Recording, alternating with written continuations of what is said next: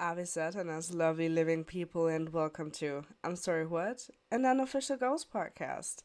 My name is still Sabrina, and today is going to be a little bit different. Right now, it's just me, of course.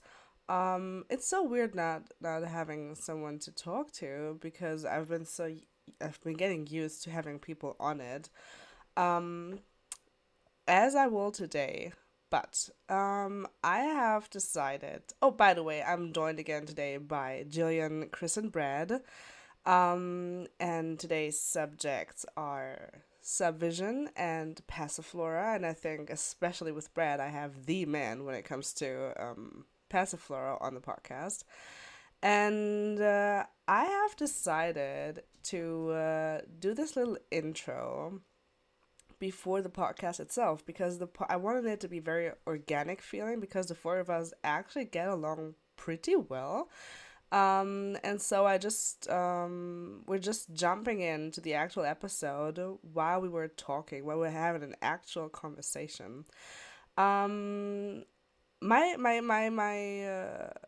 idea was for right now to give a little lesson on subvision, but I decided not to do that because I think if you are watching an episode of a niche podcast about subvision, I don't think that you're a surface level fan of Ghost.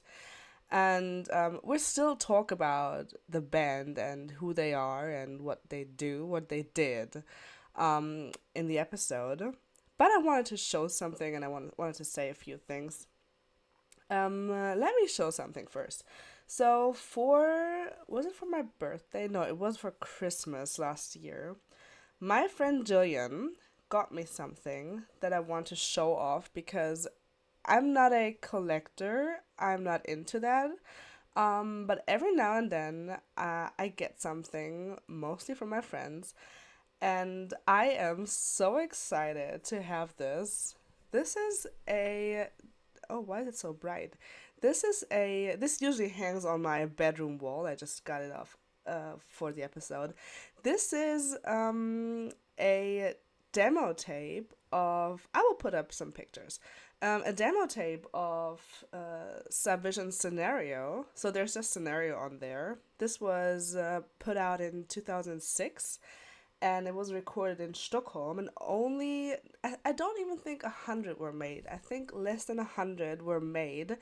Half of that, about 50, were sent to radio stations, again as demo tapes, and 50 were sent out without the cover. So this is just the inlay, and then this is the CD itself. It looks like in real life it looks very handmade, I want to say. So they all look like that. It also says for promotional use only on there. I have played it once in my car, but for the rest of my life this will stay in these frames and I will never ever get it out again. Yeah, so that was that. Thank you, Jillian. I do not deserve this, but thank you so much. I will treasure it forever. Yep. Also, thank you for all the love that I've been getting recently, especially over Instagram and also on Facebook. I appreciate that like a lot, so thank you for that. Um, while you're watching this, so this is going to get released on February 17th. Jillian and I are probably on Twitch live streaming. We've decided on watching the chapters together, and we have been getting requests to do that over a live stream. We've been getting requests to record the podcast as a live stream, but I'm not sure if I'm confident enough for that. But I think I could do that with the chapters. So you might want to check out Twitch. Yes. And the very last thing, today's episode is not just special to me because I love Subvision so much, and we get to talk to someone who actually owns at least one copy of Passiflora, Brad has given me the opportunity to show an exclusive photo of Tobias, a new old photo of Tobias from his Repugnant / Mary Goore days. And I cannot wait to show you that picture, guys. It's so I don't know, he's cute in that. I will probably also put it up on my Instagram account, the podcast Instagram account that is. So you might want to check that out to get like a bigger picture in a better quality. Yes, without further ado, thank you so much for watching. Oh, and also all these people in the podcast will of course be linked. Their Instagram handles, Facebook, whatever. Without further ado, thank you so much for watching. Thank you so much for listening. Thank you so much for maybe following me on Instagram. Have fun. Bye. Two of y'all lovely young ladies. And here we are. And this this episode today is not going to be about repugnant, like epitome of brutality, whatever related. Today is going to be about Subvision and a little bit about Passiflora. Tiny bit. And also a little surprise at the end. Provided by Brad. Thank you for that. Subvision. Oh boy. Subvision. This is what today is going to be about. I already put a little bit about general knowledge about Subvision before the four of us. This is just going to be me talking about Subvision. What is it? What is it not? Whatever. So I thought you and like Brad. Are we recording? Yes, we are. Oh. So I thought that you, Chris, and your Brad, like your guys' knowledge would be wasted if we just did like a little, like general knowledge Subvision thing right here. So I thought that we would do more of a, like a four friends talking to each other about a band that not all of us, but some of us love, whatever. Yeah, Jillian, you know that I'm talking about you, right? Me? Yeah. So I think there has the secret. Yeah, there are some Vision songs that Jillian listened to them for the first time today. Right? For the first time. I'm a First time? Procrastinator. Well, you can't say you like the band if you just listen to their songs for today. Jillian is I just could literally say the same thing about you and Sleep Token because you gave like 2 songs 10 seconds of your time. So, you want to get into that? No, not on this podcast. Fair enough. Shush. So Jillian is just here to look pretty and to give her very controversial opinions. I mean, so am I, because I don't have the knowledge that some of y'all have. If you guys don't mind, would you maybe like to start with talking about your favorite Subvision song? I think that would be a great start. Maybe not Jillian. Maybe either Chris or Brad. Brad? Okay, well, we kind of talked about this last time. Yeah. So, not much has changed about what I thought from the last podcast as far as, but, I think, let me say this, like, I think changing to Subvision for Tobias was a huge and bold move, right? Because he was black metal in the beginning of his career. Yeah. And then he went to death metal, and then all of a sudden he was like, I'm gonna make essentially pop punk music, and did kind of a 180, which I think is a super bold thing. And And to me, I think, I don't know how people took it in Sweden. I would have loved to have been like there at the time, be like, hey, that dude used to like death metal band, and now he's doing pop punk music. Um, so I think that's kind of cool. I think Subvision got better as they moved forward. They were kind of finding their way in the beginning.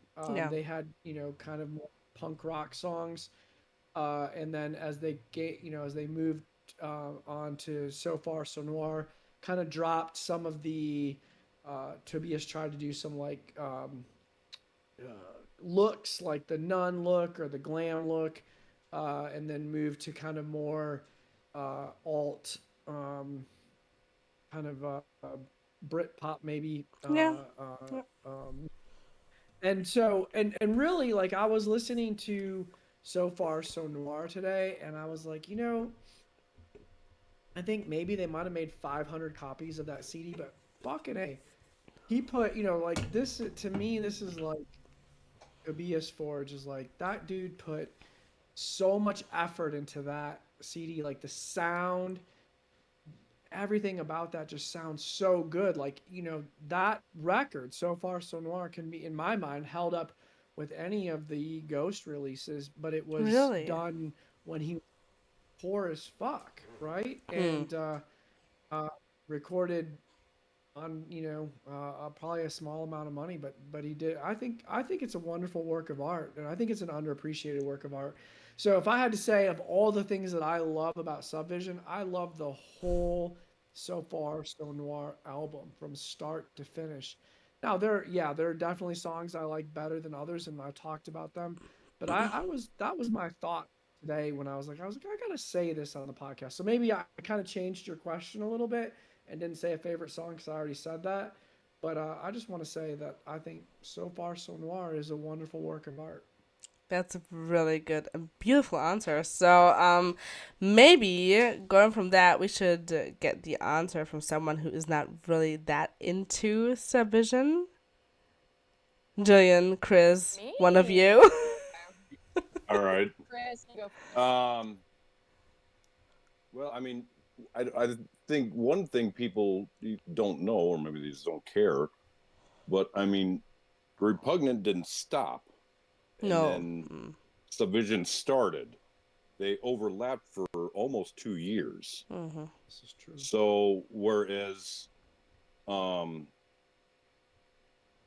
Repugnant split up, Johan, who was not a part of Subvision, was doing, Bomb Strike and General Surgery. He was still kind of in the same musical wheelhouse as Repugnant, Yeah. heavy, fast, death. But I mean, to go from death metal to this alt pop punk thing, Big and not only change. go Yeah. to exchange it, but do them both at the same time, I think that's amazing. Absolutely. But I think if you listen to like the two earlier EPs, it in an interview, Tobias had said he was looking for something that sounded like a combination of television trying to sound like Dead Boys and Dead Boys trying to sound like television. And by his own admission, he didn't. I don't think he ever achieved the sound he was looking for. But I mean, the two EPs sound, I think, probably a lot closer to what he was going for. Mm-hmm. But now with So Far Noir, that's a sad album. It is. It is like he it's sounds definitely heartbroken. well, I don't really go into all, but apparently it was two women that broke his heart somewhere in that time period, and the songs kind of reflect his melancholy state. But I can't argue that album has got some amazing songs on it. Yeah. And they're not very long. I mean, like Repugnant songs were like 4 and 5 minutes long. Most of the So Noir songs are less than 3 minutes. Yeah.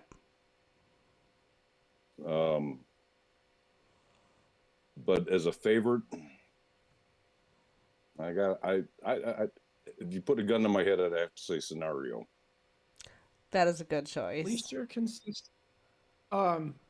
Yeah, and just to piggyback on what you said, first of all, Television, great punk band. Dead Boys, the first Dead Boys album is a fucking masterpiece. And I think that it's funny that he said he was trying to make Dead Boys sound like Television. I think in the end he comes closer to Television than Dead Boys. Yeah. Dead Boys is that like Guns N' Roses' Appetite for Destruction would be kind of, in my mind, more like Dead Boys is like loose and primal and just Stewart gutter music and but super melodic and awesome and I think again like Guns N' Roses got that with Appetite, but Cartwheeling the Void is a fucking ripoff. It is. Yeah. But go ahead. I'm sorry. No. And so I think he came closer with. I think Television fits more with what he was doing, or maybe that's not what he intended. But I think as time progressed, the band became more like Television, which is, I mean, who can argue? I mean, Television's a great punk band. Critically, well, they're legendary. Yeah, awesome band. So, to me, it was great. But I think just the concept of what he was trying to achieve was maybe a little overreaching because okay, I'll present you with two, if people know these two bands. Okay, take Dead Boys' Sonic Reducer and Television's See No Evil. Those aren't two songs you can really combine. Nope. So I like the idea that he had, but executing it, I just think might have been a little out of his reach, at least in the early days. Yeah, I think that's the difference. Is Television is more it's more art, it's more artsy, right? Yeah. Dead Boys is primal. Like they're just too different. Like and I think, the guitarist for Television, his guitar solos were kind of out there a little bit. They weren't so regimented, but the music itself just feels more artsy compared to Dead Boys. And I feel like as Tobias progressed with Subvision, it became more artsy. More, I would say more alternative. I wouldn't say even pop punk anymore. I mean, he more of the, not new wave, but alternative, for lack of a better word. Yep. Well, I agree. I think again we said in the last episode, my favorite Subvision song will forever be "Son of May," and I think we can actually say something about that song because I have been wondering about the meaning of "Son of May" for months, almost a year now, and Brad was the one who was able to finally explain the meaning to me. Would you maybe like to take it from here? Yeah, so I was completely off base. Initially, when we talked about this, I thought it was related to a woman who had a May birthday. Yeah, I remember. But Son of May, May Son, free May. And you know what? This is gonna if people actually listen, this is gonna blow up that whole to this Freemason theory because there's a lot of Freemasonry imagery throughout Ghost. I mean, it's also on his Wikipedia that Tobias is like member of the Freemasons. So we're not going to spill like any secrets here. or was at least. Right. I'm not Well, sure if who he still knows? is. Wikipedia. I couldn't tell you one way or the other if he actually is a Freemason, but he certainly was interested in Freemasonry. Yes. Yes. And there are, and to me, I always thought Freemasons were kind of coupled with religion, and some of them are, but there are secular Freemason sects as well. So, which I think he would be more a part of. Yeah. Yeah, so that is probably just the only meaning of Son of May. I just love that song. It's Well, and another thing about, and everybody already knows this, but I'm pointing it out again, is Son of May had a bit of a prophecy in the lyrics. How because so? it contained the phrase secular haze. Yeah, sure. Yeah. Yeah. Which was then, I think, a Papa 2 song, right? Like a Secondo song? Secular Haze? Yeah. Yeah. Yeah, it was on Infestissimum. Yeah. It was the first single for Infestissimum. But yeah, that, we separate these bands, Repugnant, Subvision, Ghost, but the DNA and many of the songs and some of the lyrics and even the names came from previous times. Yeah. For example, Precal came from a Subvision notebook. The title Precal. Faith, I think, was an old Repugnant riff that was never used. Death Knell, I and think so- also. I think also Death Knell was supposed to be like a Repugnant song, I believe. And then was Could used be. for Opus. I think something like that. Yeah. It's definitely on Opus. Mummy Dust. Yeah. No, Mummy Dust was an Opus demo. Right. Right. But I mean, I went back from there. I think Prime Mover is the Repugnant song from Opus. Really? Yes. Yeah. Huh. Pretty sure. Okay. So, I mean, we all have been listening to Subvision for quite some time. I know one person that hasn't been listening to Subvision for such a long time. And I think she's my... You talking about me? Yeah, I think my counterpart would be you. So, do you want to tell us about your favorite Subvision song? So, for about an hour and a half today, I just raw dogged all of Subvision. Honestly, this whole time, ever since I've known Sabrina, I've called it Subdivision. So, if you hear me say Subdivision, take a shot. If you're saying Subdivision 3 times, you're out, Jillian. Okay, I bet. So, listen, told a Brad, I listened to one song for 10 seconds, and I was like, I'm out. I don't like this. But I promised Sabrina, I'm like, I gotta listen to all of this. I didn't get a chance to listen to, what's it called, Pearls? Pearls for Pig Snobs, yeah. Pearls for Pog Snaps. I do know Poonie Tunes from it because Sabrina wouldn't shut up about it for like a whole day. It was great. I loved it. I actually do like that song. It's fun. But as I've listened to it, I've come to quite the conclusion. I really love the Killing Floor EP. I really, all of Subvision, just want to say that the music itself is really nice. I love the guitars. I love the bass. I love everything rhythmically about it. But Tobias's voice just irks me. Peace and love. His voice is not meant for this alternative style, whatever he's trying to achieve. I don't like it. It's not a good fit. He's not good in like the Franz Ferdinand kind of feel. This is your second strike, Jillian. Okay.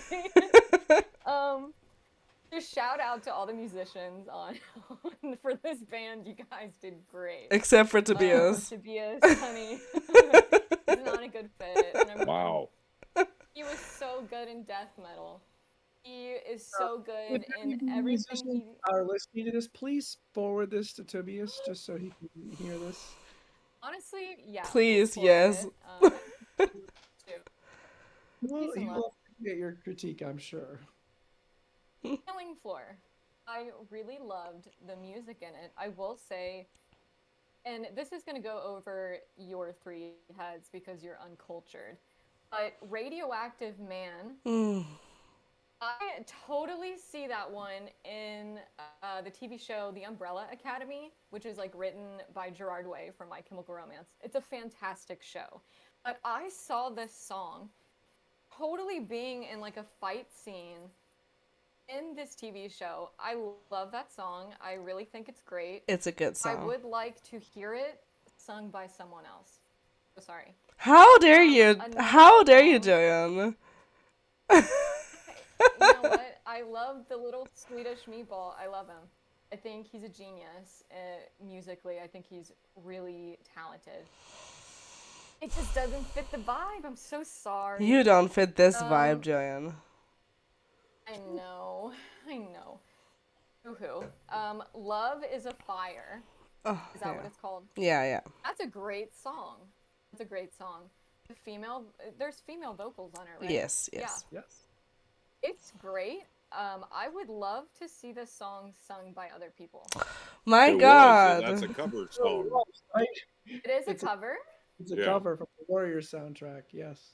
Oh, okay. I need to look that up then, because I would probably love it even better if it's sung by different people. I should have probably just done this podcast with Wow. Chris and Brad. I'm so sorry.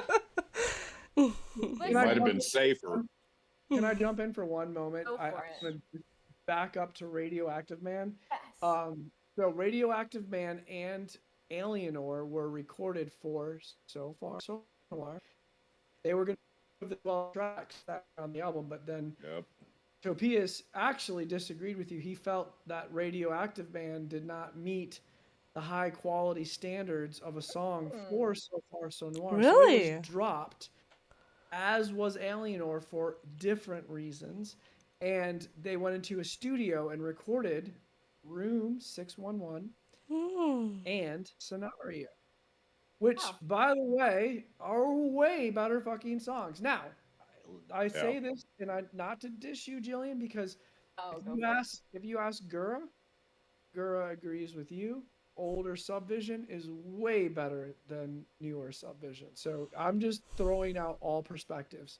Tobias disagrees with you. Goore agrees with you. I'm with Tobias Yay. on that That one. makes me happy. I will say, as I listened to So Far So Noir, there were a few songs I just couldn't get through, which I think is normal for any album, for anybody, whatever. There's Yeah. a few songs I didn't vibe with. I think Eraserhead, the second he started singing, I had to turn it. Yeah, Yeah. I've That's not my I've favorite. I've watched Jillian listen to it, and she had this physical reaction to it. Peace and love. Lover, Eraserhead. It's such a good song. Eraserhead. Oh, I didn't even get that to that. No, she did not. She listened to maybe No. the first 3 He's seconds. erasing her from his memory, and he's also like, she gave him head, and he's erasing her. Oh, It's a play that's on so words. sweet. Yeah, I love it's- that. What? yeah. How punny.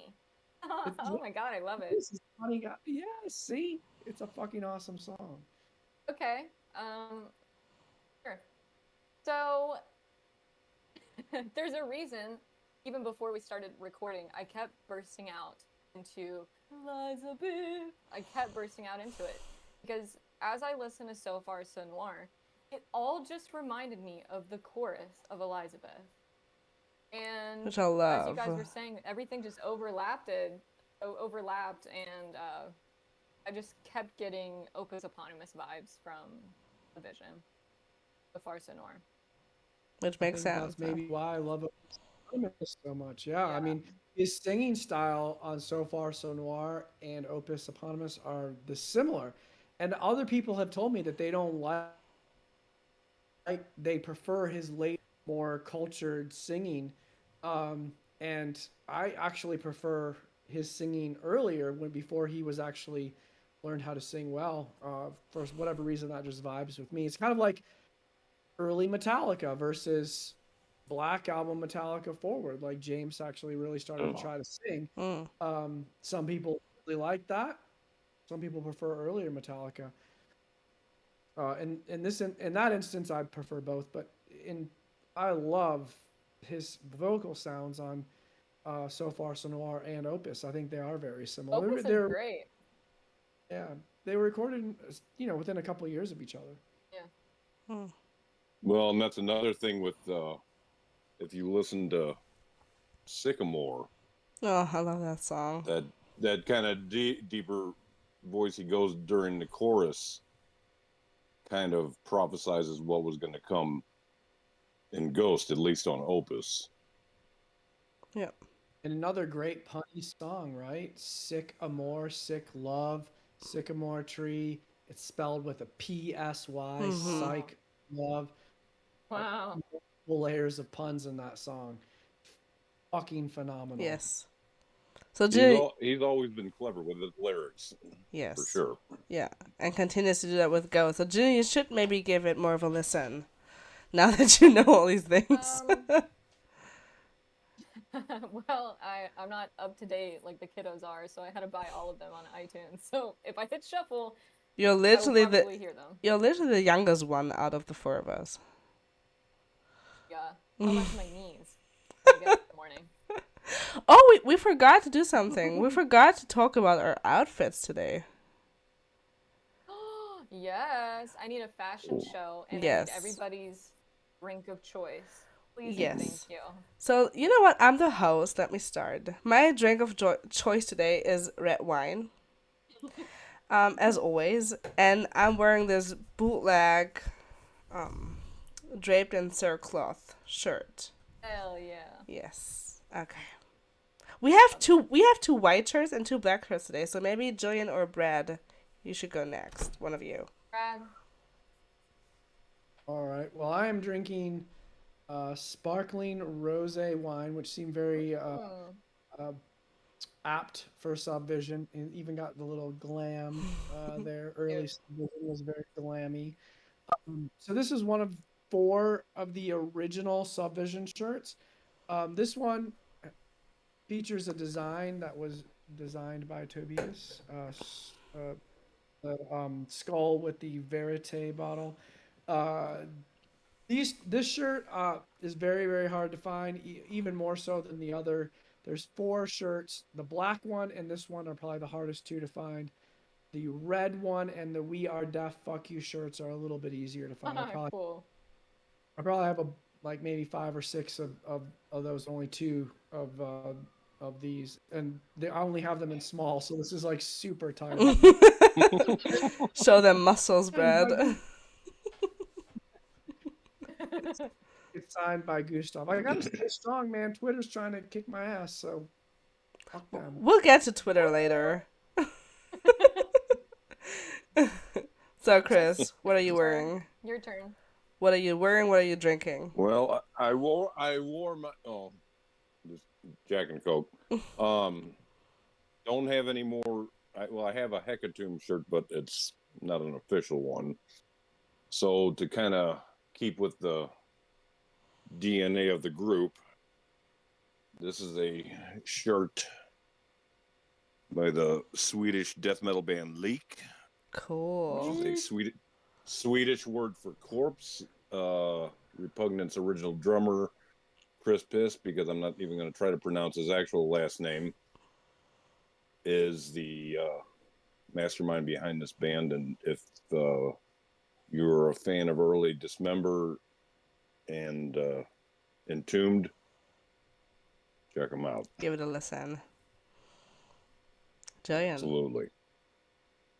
Me, my Yes. turn. Okay, so my shirt is something very special. My friend Michelle and I, back in January, were talking about how much we love the little zine that Tobias did called Out Shit and Cunt. And we were like, oh my god, we'd love to have that on a shirt. So she took like one version of Out Shit and Cunt and some of Tobias's artwork and put it on a long sleeve. It's so cool. And I had my artist friend help me kind of like isolate these images from pictures that we took from Subvision Unofficial. Tobias's art. Shout out to Subvision Unofficial. Go follow it. So I put it on a shirt. See if you guys can see it. out shit and cunt. You Stand can up. stand up, yeah. Thing. That's I'm awesome. standing. And here is. Ooh, I'm lagging now. Here's one side. Oh. I flipped it. I put it on the other. There's Mary And then we have Goore. this one in the middle. Yes. Ooh. Okay. This is one of my favorite shirts now. I have worn it in public. No old person has attacked me yet. But I love it. It's one of my favorite things. I can't wait out to to wear Michelle. mine. I'm gonna show it off. Yes, I ordered her one. Yes. I made little stickers and I sent them to my friends. But my drink of choice tonight is obviously a White Russian. This is what all classy people drink. Not little, seltzer wines or like red wines. This is like a man's drink. What right the here. fuck, This is right here on your Jillian? chest. This will make you become the dude and you want to, go bowling and drugs really tie the room together. That's just your opinion, man. It's just your opinion, man. So that's my life. We've talked like a lot about the songs now. In your guys' opinion, do you think any of Subvision will ever come back? Do you think Tobias would ever bring Subvision back in any way? No. No, thank you. No, thank you, because you don't want it, or because Tobias doesn't want it? D, all of the above.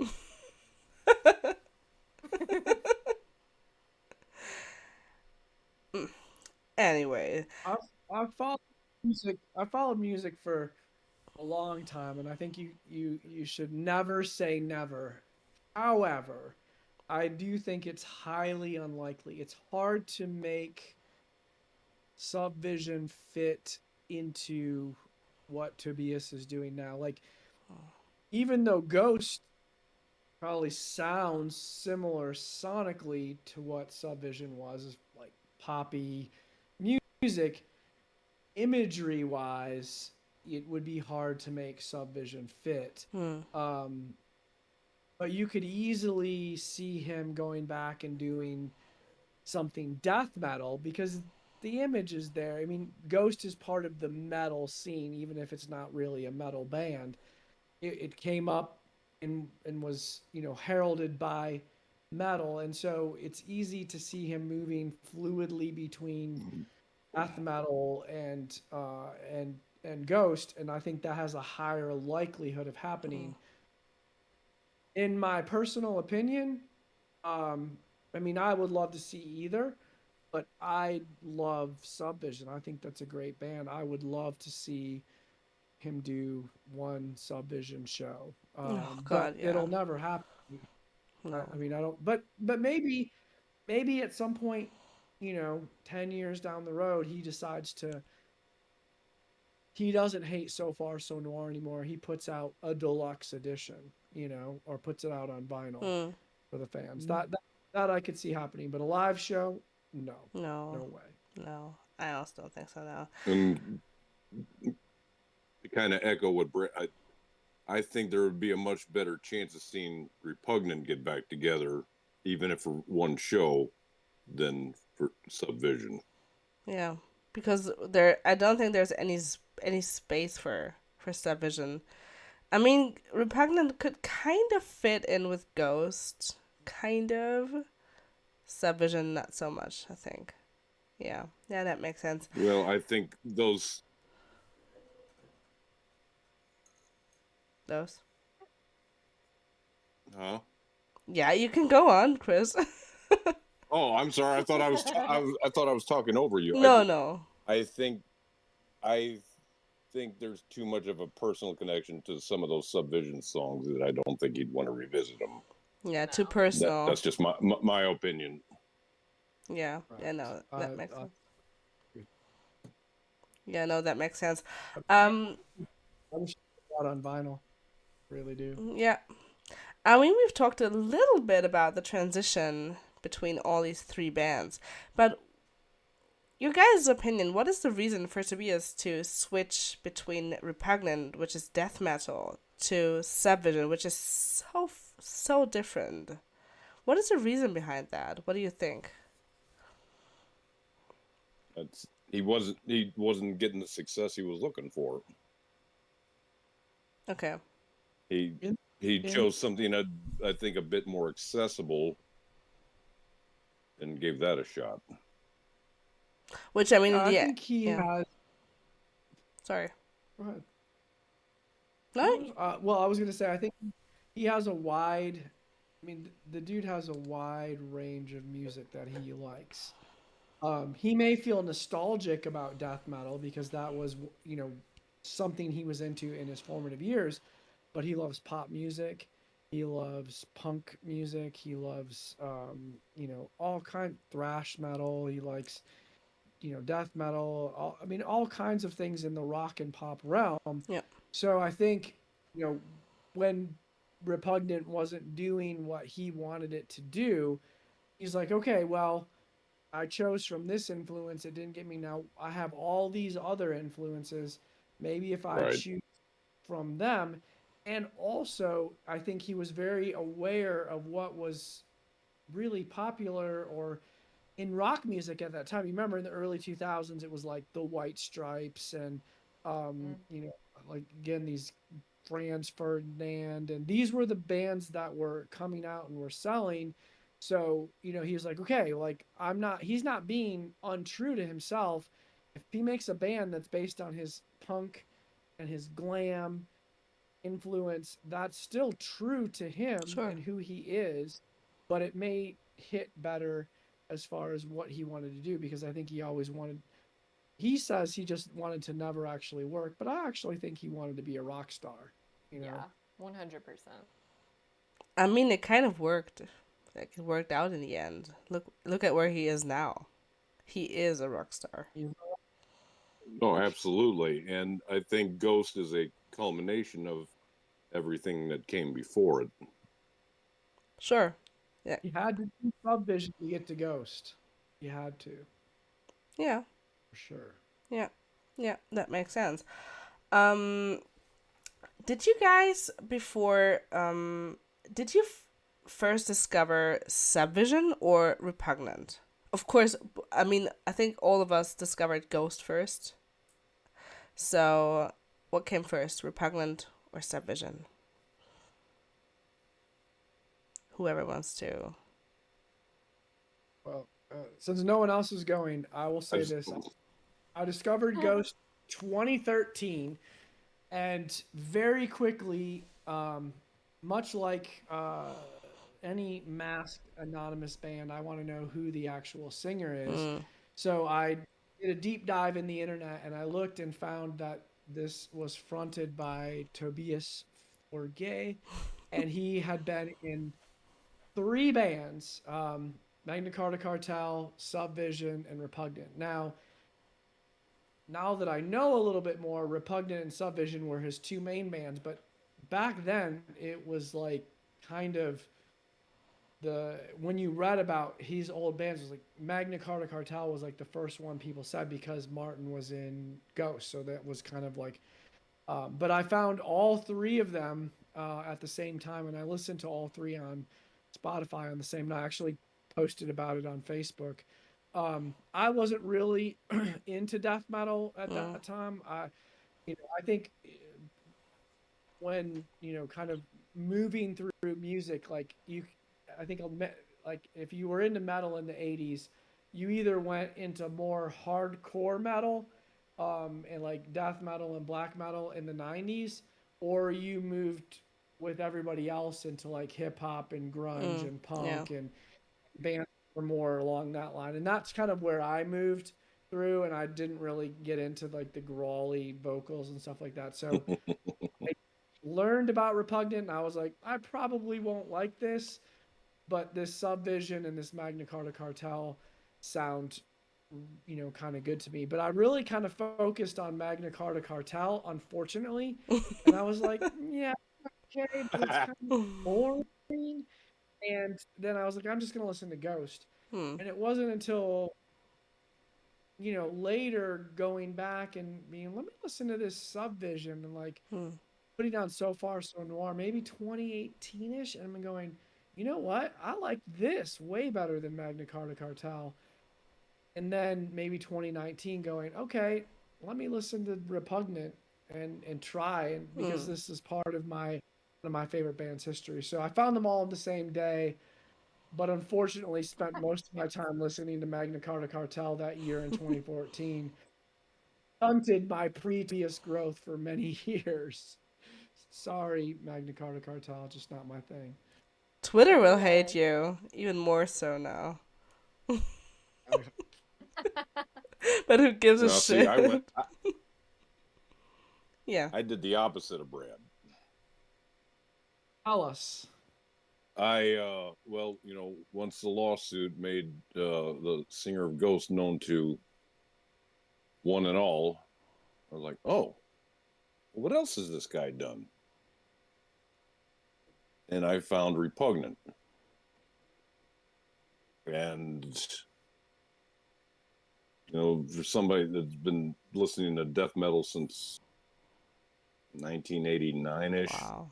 I mean, I was drawn to it like a moth to the flame. The Subvision didn't really kind of strike a chord with me for a while, but Repugnant was it was a natural fit for me. I was a little disappointed about the way Epitome of Darkness sounded. I don't think it was mixed very well, which has obviously been rectified since then. It was a little raw, but definitely going back to where death metal was a fresh new genre, because about the time Repugnant was going, death metal had kind of sort of stagnated and got watered down. Yeah. So hearing this was very refreshing. Yeah. And I made a group about it. Yeah. So, I have to say for me, I want to say Repugnant came first, but I hated it. I don't know.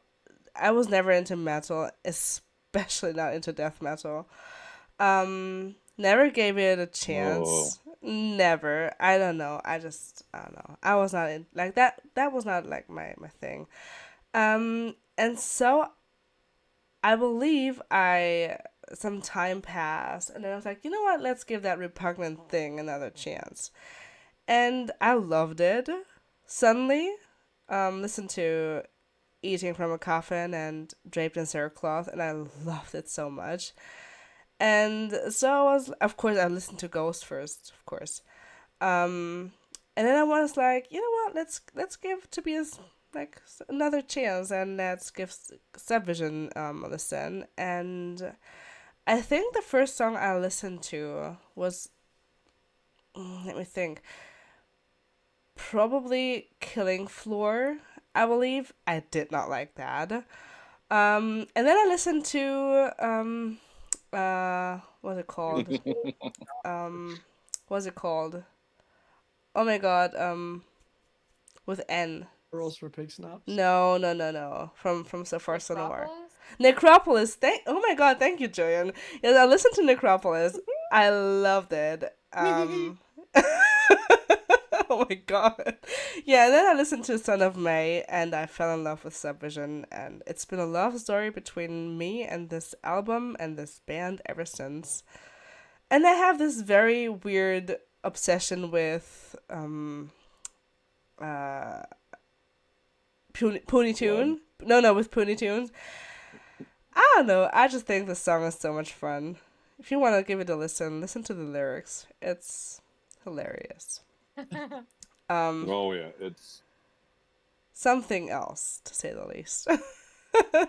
Take it with like a pinch of salt. Yeah, Jillian, I think for you, this is not even a question, right? Yeah, I mean, I popped that Subdivision cherry like 2 hours ago, dude. Yeah, this has been your third strike. 3 strikes and you're out. Three, that- Strike number 3. No.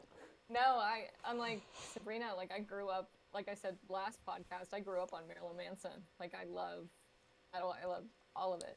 Um, so when I discovered Ghost, it took me like a couple months, and then I found Repugnant, and I fell in love.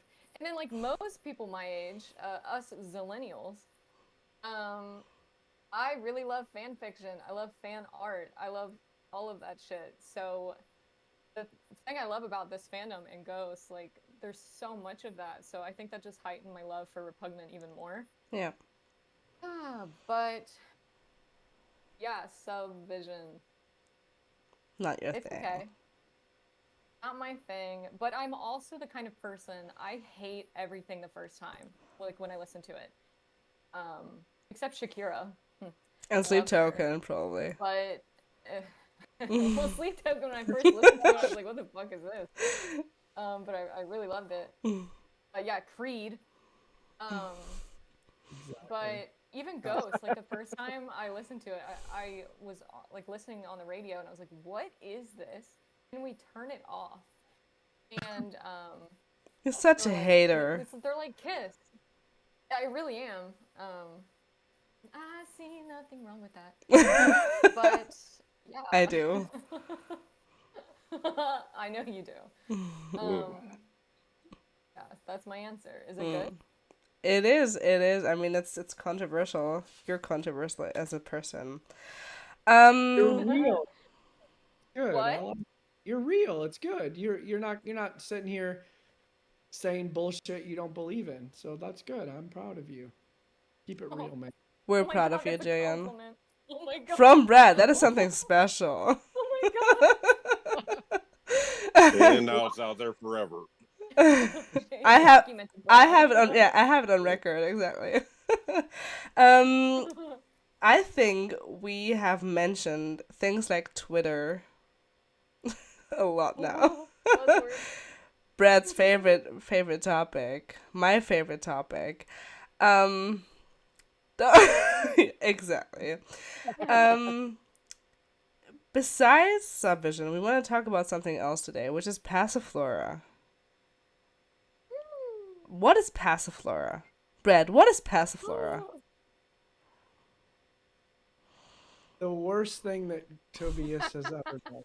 And it's still really good, but honestly. So, Subvision, after So Far, So Noir, moved away from Stockholm geographically and back to Linköping. Linköping, yeah. So Tomas and Goore leaving first. Goore left the band. Tomas left the band. Martin joined the band. Simon joined the band. And some of the other dudes in Magna Carta Cartel, and Tobias moved back to Linköping, started dressing in stripy shirts, and really air hugged that alternative and made a very breathy voiced CD that again, or he made what 20 to 30 of these CDs, put a lot of time and effort into it, and I think he would have run with it if it had gotten signed. So he was working on Ghost and Passiflora at the same time. Ghost was with Goore, who was in Stockholm, but Gore's actually an Uppsala guy. So Ghost is Linköping and Uppsala origin, and Passiflora is almost all Linköping.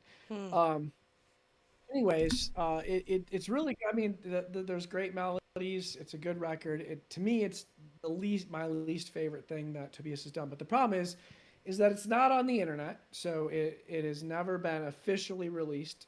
Some CD demos were given out to friends, and prior to 2020, some people didn't even know if it really existed in any form, and I happened to come across some people who had it and got the CD, which some people expect that once someone has a CD that they should share that music with the world, despite the fact that I didn't record that music. have no idea how to put out music on the internet. I mean, you guys all know my my my Technical, uh, yeah. I yeah. couldn't even fucking do gifs, or whatever the fuck they're called. In I a had to show him, guys. I had to screen record. He didn't even know what a screen record was. Yeah, screen record, and Brad was people. and Brad took a screenshot and sent it to the group, and we were like, "What the fuck?" So, so A, I don't know how to do it. B, but that's really a moot point. Like I could just that would be an argument of I just didn't want to. But B, even if I did know how to do it, I wouldn't do it. I'm old. I'm 49. I come from the school of Glenn Danzig. Like, I love Danzig. The dude hates fucking bootlegs. And my mom has texted me while I'm doing this. so, so Check it in on her I've boy. never part in um back in the what was it the thing that Metallica railed against the Napster. I never was involved. Napster. Oh yeah. I never have shared music. I've never done that my whole life. And I like so I come from a different world than people 20 somethings on Twitter who think that everything should be shared. We just have a different philosophy. And honestly, okay, you hate me, that's fine. It's really the things of like the robbing and the threats and stuff like that that are just really piss poor. But the funny thing is I will post pictures of things that I get from members of the band or whatever, or memorabilia that I have, and then it'll be shared around Twitter, and like they love this stuff that I post, but they can't stop complaining about me because I don't upload every single thing that I have, which I don't even know how to do. So, Yeah, and they and also they're like, oh, and I mean they also complain about you putting over your watermark for everything, which okay, they so then and so I mean they then remove. So right. So here's the thing: is a so I don't even know how to do watermarks. I just took the editor when I put it, and I just picked something to write Subvision Unofficial. Like I wasn't. So when they started complaining, I was like, okay, I'll get a watermark app and make it so it's see through.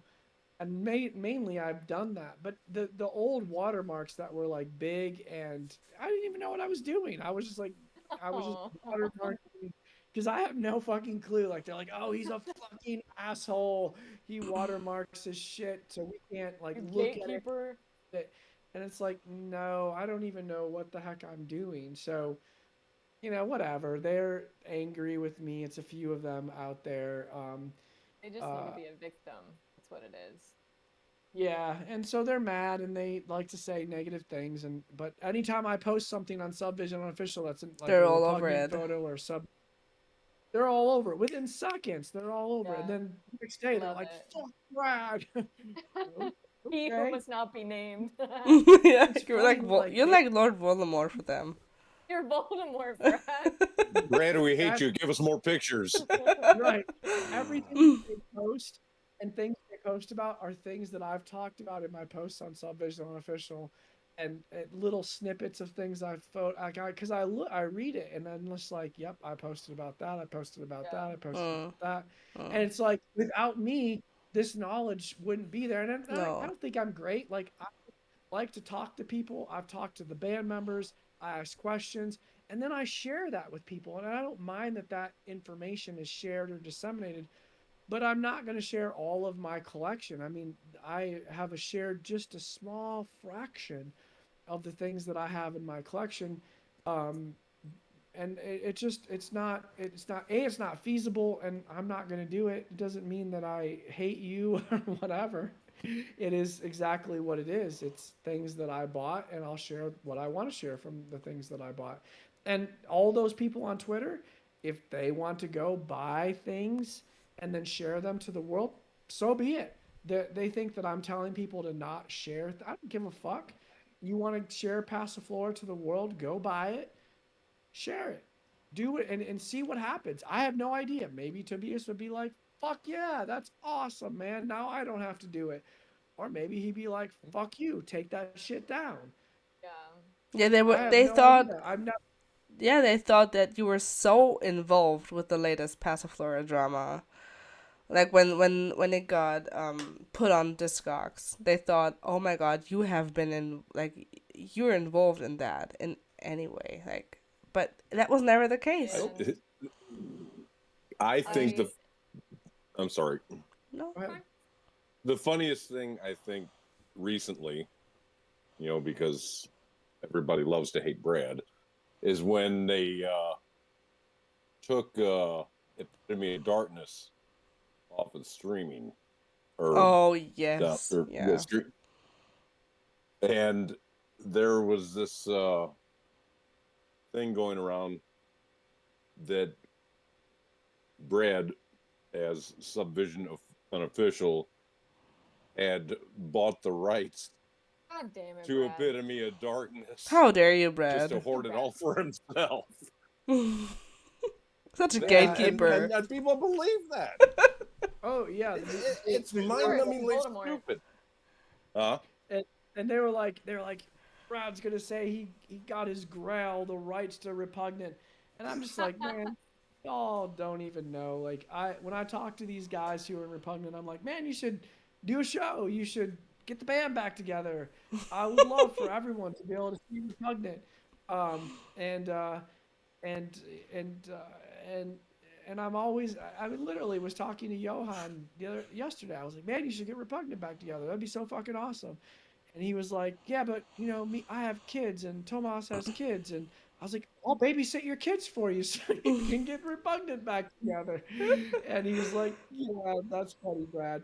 And but I mean, I'm actually out there advocating for these people who hate me. But what it is, what it is, man. You're gonna if you do something, there are always going to be someone who doesn't like Sure. you, who thinks that your personality sucks or what you post sucks or your whatever. But I think the vast majority of people that look at Subvision Unofficial, the ones who really appreciate it, want to know more about their favorite band. The reason I post that stuff, like I'll post a picture, but generally I'm not just posting a picture of Tobias and saying, look at Tobias. I'm telling you some bit of history with that picture. That to me is important. Right. I think that Tobias Forge, I'm not going to say it's the Swedish way because I slaughter it, is a genius. I think he's one of the greatest songwriters of the 21st century. We're in the 21st century, right? So I think he's one of the Correct. greatest songwriters. And I think he's up there with the great old music, not with Sleep Token, but with like Black Sabbath, Alice Cooper, and Danzig, like artists that matter, And AC/DC up and there with AC him. Rocky with Bon Scott, ACDC, hell motherfucking yeah, and Metallica, and these great bands from the past. Like this guy is his songwriting ability is up there, and so I want to share with people the history, like, hey man, because I like this guy so much, I want to know about what he did as a black metal artist. I want to know what he did as a death metal artist. I want to know about the shows that he did. I want to tell you the meaning. And man, I might post a picture with it, but it's not about the picture, and it's not about, to me, like, I don't ever post a picture with just Tobias and cut everybody else out to try to get more likes or whatever. If there's a band in the picture, the band is going to be in the picture, and they're not going to be cut out, because it was, back then it was those guys in the band doing those things, and all those people are important. So we just Absolutely. Twitter and I have a difference of opinion. They will chop Tobias out, study him, and fantasize about him, which is fine. Like if you're attracted to him, so be it. That's fine. Like doesn't bother me. Not my reasoning for doing things. So that's why they get mad at me and they don't understand me. So here I am explaining myself. So if you still want to say shit about me, at least you know exactly why I've done the things that I've done. A, no computer skills. B, I care about the history of this fucking amazing songwriter. And C, it's capitalism. I'm a collector. I've been a collector my whole life. I paid for the shit. It's mine. I will do Hell with yeah. it Right. what I want. Absolutely. That was Sorry, we don't live in a country. that was like a mic drop situation right It now. was beautiful. Yeah, that was beautiful, Brad. Thank you. Well done. I think part of Twitter not understanding is the reason, like, not understanding why you and others, like, are keeping it for themselves, whatever, is they don't understand, maybe they don't understand why it never got released. Which, of course, we all, like, none of us really know the, like, 100% reason for it. We were Okay. talking about why Passiflora was not released. So, Brad, why didn't Passiflora get released? I don't know the answer to that question. I do know that he was working on Passiflora and Ghost at the same time and developed demos for both of them and passed them off to record executives. My guess is that if he had gotten a record deal based on the demo, he would have then gone in and re-recorded it with his record deal and then released it. But there was no interest. The interest was more with Ghost. I think it was just meant to be a demo to try to sell that version of himself. I think he wanted success, anything to hit. Like, if you read interviews with him, 2008, 2009, his wife got pregnant, and it was like, shit or get off the pot. Like, music is either gonna be my career, or it's gonna be the thing I do when I'm not doing my other job. And he was like, just like, let me throw this against the wall and see if it sticks. And Passiflora didn't stick. Ghost did. Yeah. Well, and on top of that, he was playing bass in MCC as well. So I think he just was going with everything, and like Brad said, see what hit first. True. Talking about MCC, Magna Carta Cartel, for those who don't know, I asked you I think maybe 2 weeks ago, because I found this Magna Carta Cartel song called, is it Savant Guard? How do you pronounce that? Savant Guard, okay. That sounds right. Yeah, I asked you if that was the same song that it is on Passiflora. It is, from the 3 seconds I listened to the Magna Carta Cartel song, it certainly appears to be based on that. Although there are differences, obviously, and supposedly Martin wrote that song. Although all of the songs in Passiflora are as capped to Tobias, so that, who knows. It seems a little odd to me. I'll just throw this out there. I'm not trying to throw a whole lot of shade, but it seems odd to me that the new Magna Carta Cartel boasted 2 songs with Tobias Forge as the songwriter. To me, that seems like a grab, trying to use Ghost popularity to sell a record. Maybe that wasn't it. Although when the press was being done about that album, there was a lot of talk about Ghost and Tobias and Martin in the interviews on the Magna Carta Cartel side, and there was silence on the Tobias side. Yeah. And to me, that silence spoke volumes, right? Yeah. Yeah. Yeah. I mean, we know that, but Brad, you aren't really big when it comes to listening to lyrics, which I judge you for that. So I actually said to Jillian, if she ever comes to your house, Brad, to listen to Passiflora, I need her to listen to the lyrics to tell me what this album is about, because you cannot tell me what it is about. Is there anything that you can say off the top of your head what, like, some of the lyrics, some of the songs are about? No, nothing. Although I can tell you that I really like my favorite song is what I Same. call, is what I call song 5. Because when you put the CD in the CD player, it just says song 1, song 2, song 3, song 4, song 5, Oh, song 6. Jesus. And What is your I'm problem, Brad? I don't look at the little cover when I'm like, I don't know, like I have to be doing all the I think I have a bit of ADD, and I'm got to be constantly like I try to look at lyrics when I'm listening to music and I'm just like, oh my God, this is killing me. Or even looking at the art while I'm listening to this. I have to do something else. But song 5, which I now know is called Cinematheque, why it's called that, I have no idea. Um, is really good. And according to Goore, he wrote the little guitar part in that song. And I like it. So that is something. Thank you. Yeah. Do you think, I mean, the prices? Okay, I mean there has been a copy of Passiflora been for sale. In how long was that ago? I think a month ago. Couple. Yeah, a couple have. About Yeah, yeah. Do you think the prices are justified in any way?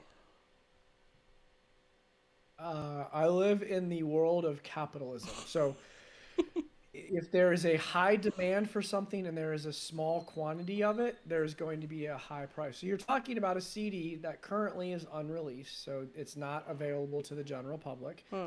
A. B. The CD has handwritten by Tobias on the CD, Tobias Forge Passiflora. So each one of them, he actually painstakingly took and wrote his name and the name of the record. The name of the CD on the CD itself. So you're technically getting a signed, everyone is a signed copy essentially. And there was maybe 20 or 30 of these given to friends. They're very, very, very rare.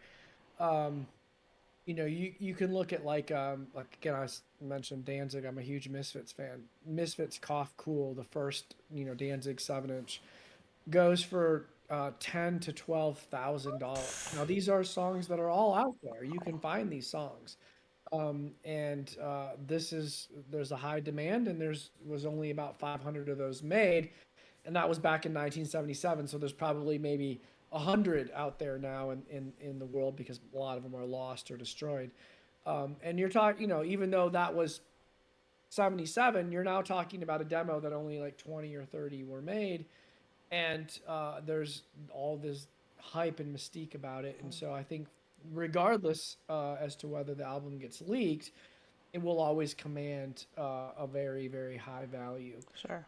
So I don't tell people what to set the price when they're selling their things for. Someone says, hey, I have this CD, I want it for sale, they can sell it for whatever price someone's going to pay for it. They could have been listed for 10,000, and if someone had paid that for it, then that's what it's worth. We don't know. I mean, it literally sold in less than a day for 5,000.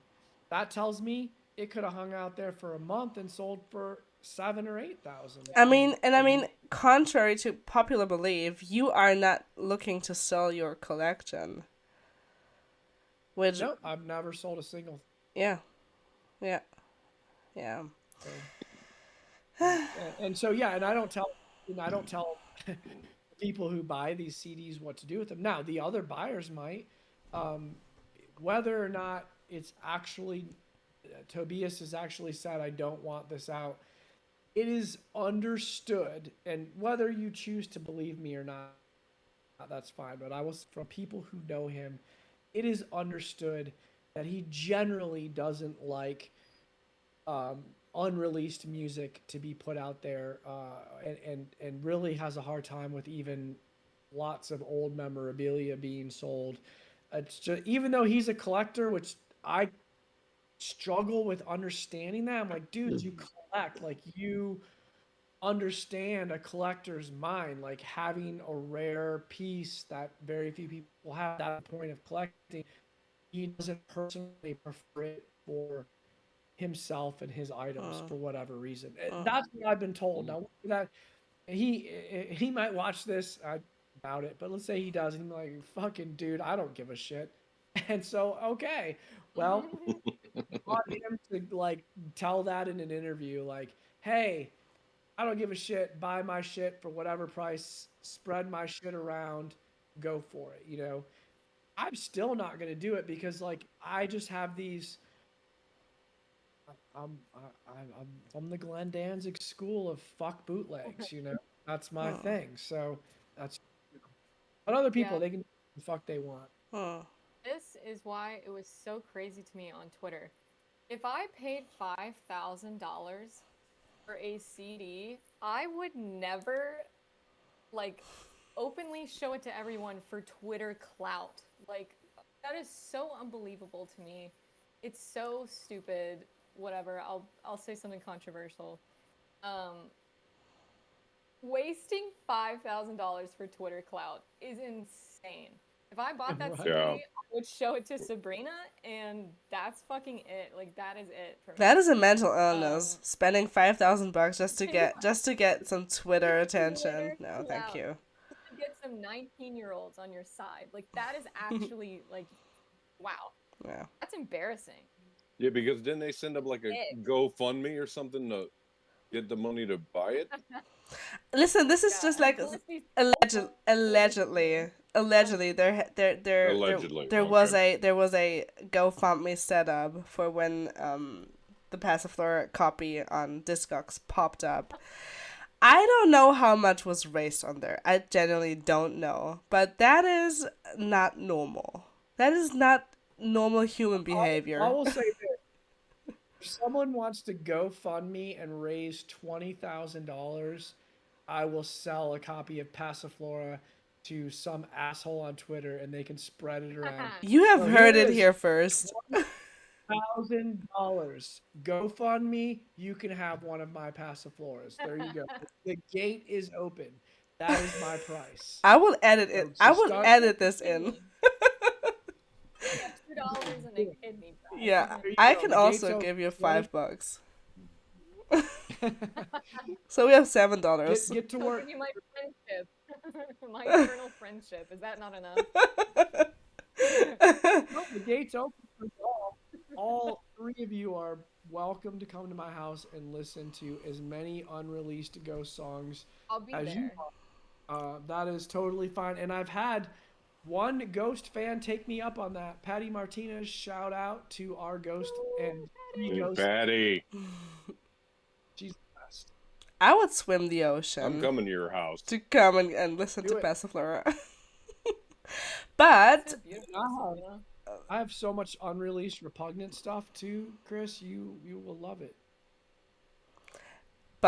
even though we have been talking about gatekeeping shit, not releasing shit, we have something to show. I have something to show. Brett has something to show. Brett has given me the opportunity to show a completely new, very exclusive, never seen before picture of Tobias in his Repugnant days. Repugnant. Ooh. Yep. Yes. Do you have like a year for me to? It was 2004. It was the last Repugnant tour in Finland, the Premature Burial. Um, Ooh. and they toured with Sentinex, and it was like there was another opening band, and then Sentinex, and then Repugnant, and then Sentinex was the headliners for those shows. And I have a DVD with two live shows from that tour, Oh, and they sound Would be amazing. nice. And then about 280 photos. And then there's actually, this fucking sucks. So there's actually like videos of like backstage and concert footage and all this stuff, but my Blu-ray won't. It'll play the audio, but it won't play the video. So I actually like Twitter. I tried. I actually bought a connector to my Mac and got a super something connected to my Mac and put that CDR in my Mac, and then my Mac just rejected the CDR completely because I was thinking, well, maybe I could play it on my Mac and see these videos. So I'm gonna give it to my IT guys. My IT guys are the best. They'll figure out a way to make those videos watchable. But right, that CDR has 2 shows from that tour, and then has I think it's like 280 photos. Not all of them are Oh. Repugnant, but they're a lot of them are of Sentinex. But there's probably a good 100 photos that are Repugnant is in those photos one way or the other. Yeah. So Mm. right now there should be a photo up on the screen. This is exclusively for the podcast, so thank you, Brad. Everybody say thank you, Brad. Thank you. You're Thank welcome. you, Brad. And I think in that photo, Tobias is wearing a chain with a lock, right? Yeah, exactly. Yes. Yes. Yes. That is a homage to Sid Vicious. Oh, Ooh. damn. So thank you for that, Brad. Thank you, Jillian. Thank you, Chris, for coming on the podcast again. It's Of been course. a pleasure. It's been an honor to have you Been guys my here. pleasure. This might not be the last. It was awesome. This might not be the last. I know I still have to tell my trade. I still have to tell my trade error story, but we'll save that for Yeah, the next sure. one, 'cause I'm- If you, Third if you, collab, I mean, if third you wanna, episode. if we wanna talk about it right now, you could, but we could save it.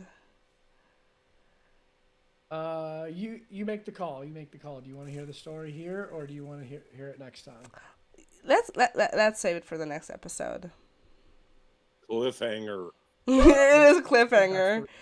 So thank you so And much I got little dogs to take care of. for. Got little, Oh yeah. Look at little them, dogs. the babies. Sweet little bug. They're tired from their bats. Alrighty, so thank you so much for coming on the podcast. Thank you to everybody who's listening, to everybody who's watching. And I will see you for the next episode. Bye. Bye, bye, bye, bye. You can say bye. Bye. Bye.